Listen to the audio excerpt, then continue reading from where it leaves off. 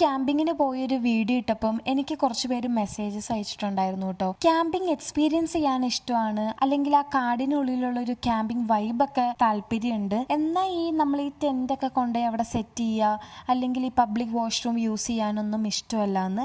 അപ്പം അങ്ങനെയുള്ളവർക്ക് ചെയ്യാൻ പറ്റുന്ന ഒരു അടിപൊളി സംഭവമാണ് കേട്ടോ ഗ്ലാമ്പിംഗ്. ഒരു ലക്ഷറി വേർഷൻ ഓഫ് ക്യാമ്പിംഗ് എന്ന് വേണേൽ പറയാം.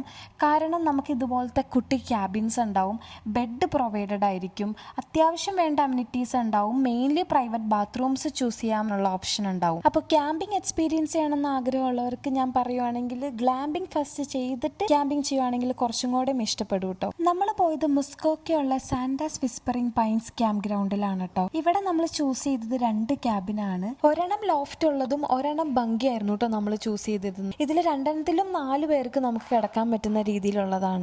ഈ ഒരു ക്യാമ്പ് ഗ്രൗണ്ട് എല്ലാവരും ചൂസ് ചെയ്യാനുള്ള ഒരു മെയിൻ കാര്യം എന്ന് പറയുന്നത് സാന്റാസ് വില്ലേജ് എക്സ്പ്ലോർ ചെയ്യാൻ വേണ്ടിയിട്ടാണ്. അപ്പം അതിൻ്റെ വിശേഷങ്ങളൊക്കെ ആയിട്ട് Day 2 വീഡിയോ ആയിട്ട് ഞാൻ വരാം കേട്ടോ. ബൈ.